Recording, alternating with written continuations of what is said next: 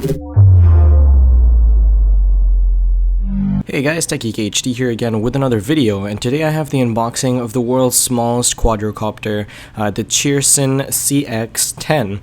Now I've actually ordered one of these and it's still actually on its way all the way from China, but I've been wanting this for a really long time, and so I actually found this one on Amazon yesterday, and it had one-day shipping with my Amazon Prime because it was already like in the warehouse and everything, so I couldn't help myself and I went ahead and ordered it so I could get my hands on it a little bit earlier. Now here's the box. It's actually a hell of a lot lighter and smaller than I actually thought when I first looked at it online when I watched a couple videos. I've heard a lot of good things about this quadcopter, but this is actually absolutely insane how tiny and how light this thing is. I absolutely wasn't expecting it to be like this. So the entire box is wrapped in this cling film type material, the plastic, which I just ripped the hell off right off of there, and this box is made out of that really horrible shitty plastic that nobody likes, but there's not really very much else I can do. But I have heard a lot of good things about the quadcopter, so that's all that matters, even though I am really a sucker for good packaging. Now this is packaged in a way where it feels almost like they don't want you to get at it, but if you work your way around and just find a way to fiddle with it enough, you will be able to pull out this box, and there's actually a way to pull it out right from the inside at the bottom. So here you go, and you can throw away the top part that nobody really needs. Now here we have another little bit where you can just pull it out, and at the bottom here, of course, we have our little instruction manual, which is not something I'm going to be reading because I'm probably too good of an expert anyway.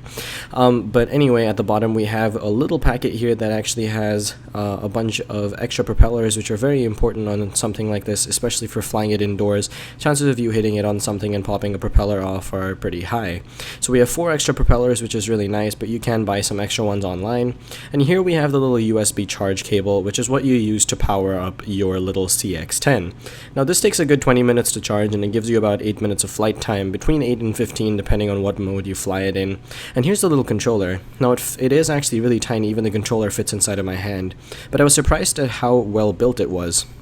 It actually feels just like the controller for my Hoopson X4, as well as for my Alicia Toys L6052. It's actually made really well. Now this is powered by 2 AAA batteries, and you cannot charge your quadcopter off of the little controller. You do have to plug it into a USB source, but it's pretty nice because it's such a small device. It charges up very quickly, and you can actually just charge it up using one of those portable battery packs that you use to charge your phone.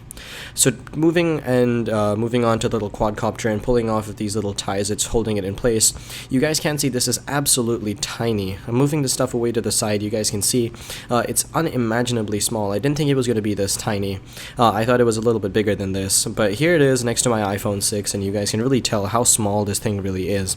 It's also really light, but for some reason it actually feels very sturdy in the hand. It isn't made of as cheap of a plastic as I would have expected it to be. It's actually very rigid and sturdy, which means it's probably going to hold up decently well, especially because it flies really well.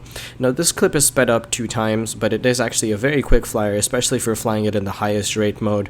But this is actually super agile. It does flips and it does really nice funnels. It's absolutely interesting to play with this thing all day. I've had it for a couple of hours now, and I'm really enjoying it. I took it downstairs. It's decently windy, but it does hold its own, even in a nice gust of wind. The range is actually pretty nice for something this small. The controller holds up really well. Now, I have lost signal once, and it did plummet to the ground, but luckily it wasn't all the way high up, so it was fine. None of the propellers popped off or anything like that. Now, I doubt I'm going to be doing a full review of this because this video kind of covers everything, because it does work genuinely well. The quadcopter is really fun, and I definitely recommend it for the price that it comes at.